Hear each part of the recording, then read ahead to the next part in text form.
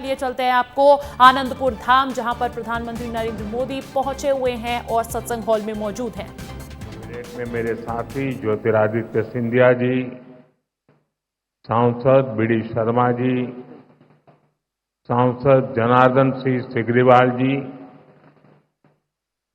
मंच पर उपस्थित अन्य महानुभाव और मेरे प्यारे भाई और बहनों, यहां बहुत बड़ी संख्या में दिल्ली, हरियाणा, पंजाब और पूरे देश से श्रद्धालु आए हैं। मैं आप सभी का अभिनंदन करता हूं। साथियों, श्री आनंदपुर धाम में आकर आज मन अभिभूत है।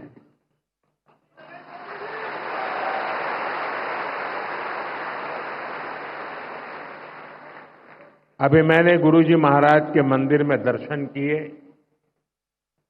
वाकई हृदय आनंद से भर गया।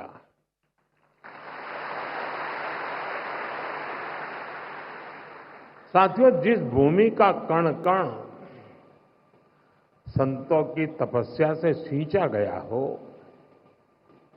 जहां परमार्थ एक परंपरा बन चुका हो,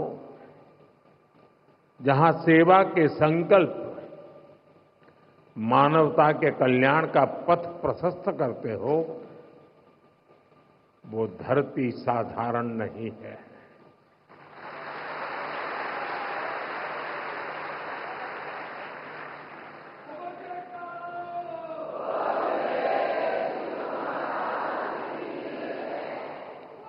और इसलिए हमारे संतों ने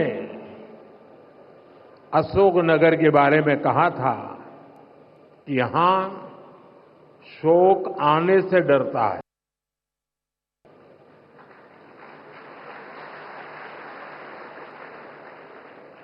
मुझे खुशी है कि आज यहां बैसाखी और श्री गुरु महाराज जी के अवतरण दिवस के उत्सव में मुझे शामिल होने का सौभाग्य मिला है।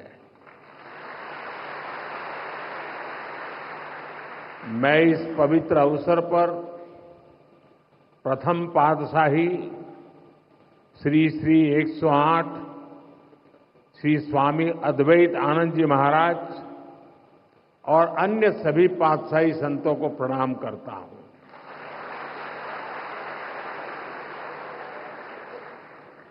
मुझे जानकारी मिली है कि आज ही के दिन 1936 में श्री द्वितीय पातशाह जी को महासमाधि दी गई थी।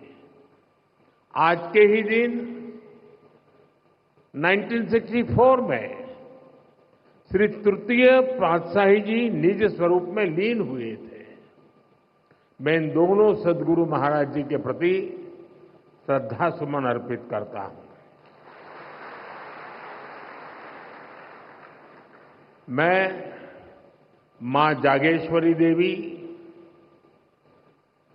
मां बीजासन, मां जानकी करिला माता धाम को भी प्रणाम करता हूं और आप सभी को बैसाखी और श्री गुरु महाराज जी के अवतरण उत्सव की बधाई देता हूं।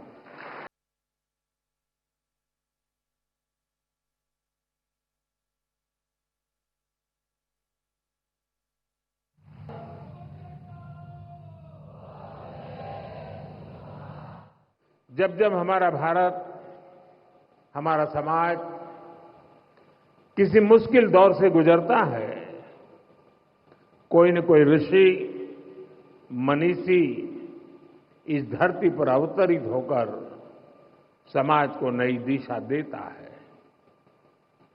हम पूज्य स्वामी अद्वैत आनंद जी महाराज के जीवन में भी इसकी झलक देख सकते हैं।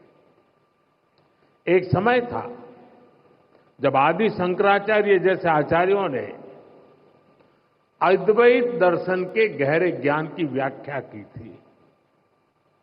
गुलामी के कालखंड में समाज उस ज्ञान को भूलने लगा था, लेकिन उसी कालखंड में ऐसे ऋषि मुनि भी आए जिन्होंने अद्वैत के विचार से राष्ट्र की आत्मा को झकझोरा।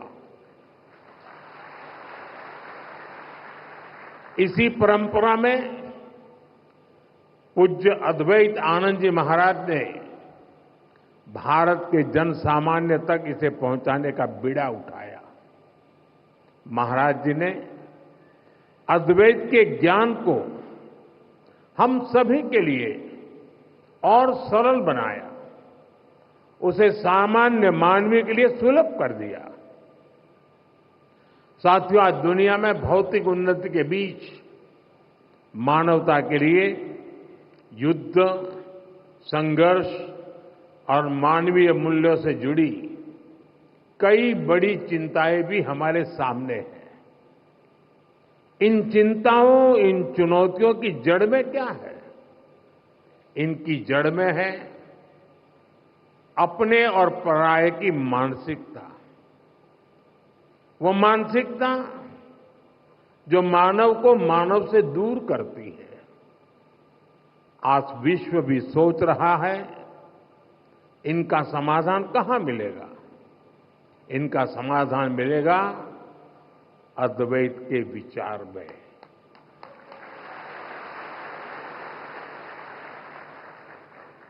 अद्वैत यानी जहां कोई द्वैत नहीं है। अद्वैत यानी जीव मात्र में एक ही ईश्वर को देखने का विचार। इससे भी आगे संपूर्ण सृष्टि को ईश्वर का स्वरूप देखने की सोच ही अद्वैत है। इसी अद्वैत सिद्धांत को परमहंस दयाल महाराज सरल शब्दों में कहते थे, जो तू है सो मैं हूं। सोचिए कितनी सुंदर बात है। जो तू है सो मैं हूं। ये विचार मेरे और तुम्हारे का भेद खत्म कर देता है और विचार सब मान ले तो सारे झगड़े ही खत्म हो जाए। साथियों, अभी कुछ देर पहले मेरी छठे पातशाही स्वामी श्री विचारपूर्ण आनंद जी महाराज से चर्चा हो रही थी। पहले पातशाही परमहंस दयाल महाराज जी के विचारों के साथ साथ वो मुझे आनंद धाम के सेवा कार्यों के बारे में भी बता रहे थे। यहां साधना के जो 5 नियम तय किए गए हैं उनमें निष्काम सेवा भी एक है। निष्काम भाव से गरीब वंचितों की सेवा, नर सेवा में नारायण सेवा को देखने की भावना, ये हमारी संस्कृति का आधार है। मुझे बहुत खुशी है कि सेवा की इसी संस्कृति को आनंदपुर ट्रस्ट पूरे मनोयोग से आगे बढ़ा रहा है। ट्रस्ट द्वारा संचालित अस्पताल में हजारों मरीजों का इलाज होता है। इलाज के लिए मुफ्त शिविर लगाए जाते हैं। गौ सेवा के लिए एक आधुनिक गौशाला भी चलाई जाती है। नई पीढ़ी के निर्माण के लिए ट्रस्ट की ओर से कई स्कूल भी चलाए जा रहे हैं। और इतना ही नहीं, आनंदपुर धाम पर्यावरण संरक्षण के जरिए पूरी मानवता की बड़ी सेवा कर रहा है।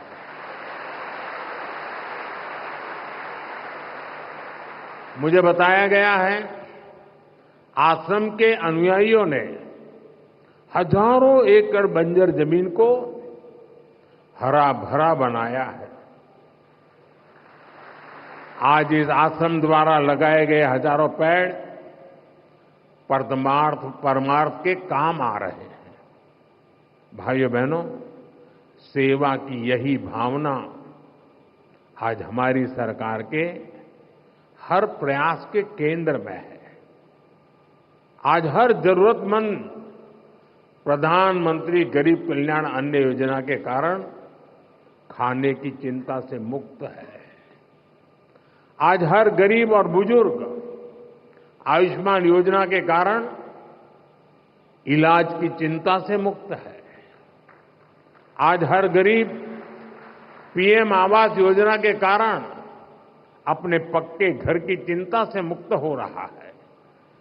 आज जल जीवन मिशन योजना के कारण गांव-गांव में पानी की समस्या का समाधान हो रहा है। देश में रिकॉर्ड संख्या में नए एम्स, आईआईटीज और आईआईएम्स खुल रहे हैं। गरीब से गरीब वर्ग के बच्चों के सपने साकार हो पा रहे हैं। हमारा पर्यावरण स्वच्छ हो, प्रकृति संरक्षित रहे, इसके लिए सरकार ने एक पेड़ मां के नाम अभियान भी शुरू किया है। आज इस अभियान के तहत करोड़ों पेड़ देश में लगाए जा चुके हैं। देश इतने बड़े स्तर पर इतना कुछ कर पा रहा है तो इसके पीछे हमारा सेवा भाव ही है। गरीब और वंचित के उत्थान का संकल्प, सबका साथ सबका विकास का मंत्र, सेवा की ये भावना आज ये सरकार की नीति भी है और निष्ठा भी है। साथियों, जब हम सेवा के संकल्प से जुड़ते हैं तो हम केवल दूसरों का ही भला नहीं कर रहे होते हैं। सेवा की भावना हमारे व्यक्तित्व को भी निखारती है, हमारी सोच को व्यापक बनाती है। सेवा हमें व्यक्तिगत दायरों से निकालकर समाज और राष्ट्र और मानवता के बड़े उद्देश्यों से जोड़ती है। हम सेवा के लिए मिलजुल कर, एकजुट होकर काम करना सीखते हैं। हम जीवन के अलग अलग पहलुओं को समझते हैं। आप सब सेवा कार्यों के लिए समर्पित लोग हैं। आपने अपने जीवन में अनुभव किया होगा, कठिनाइयों से लड़ना और फिर कठिनाइयों से जीतना। सेवा करते करते हम सहज ही ये सब सीख जाते हैं। इसलिए मैं कहता हूं, सेवा एक साधना है, एक ऐसी गंगा है जिसमें प्रत्येक व्यक्ति को जरूर डुबकी लगानी चाहिए। साथियों, अशोकनगर और आनंदपुर धाम जैसे क्षेत्र जिन्होंने देश को इतना कुछ दिया है, इनका विकास भी हमारी जिम्मेदारी है। इस क्षेत्र को कला, संस्कृति और प्राकृतिक सौंदर्य का वरदान प्राप्त है। यहां विकास और विरासत की असीम संभावनाएं हैं। इसलिए हम एमपी और अशोकनगर में विकास को तेज गति से बढ़ा रहे हैं। चंदेरी हैंडलूम को नई ऊंचाई तक ले जाने के लिए चंदेरी साड़ी को जीआई टैग दिया गया है।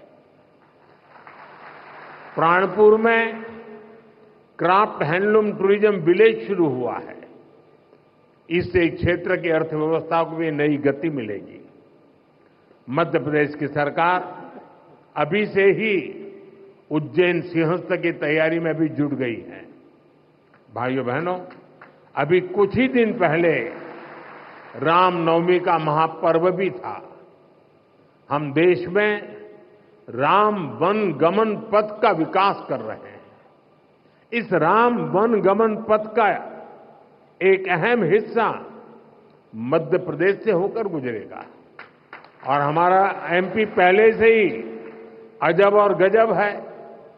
इन कार्यों से उसकी पहचान और मजबूत होगी। साथियों, देश ने 2047 तक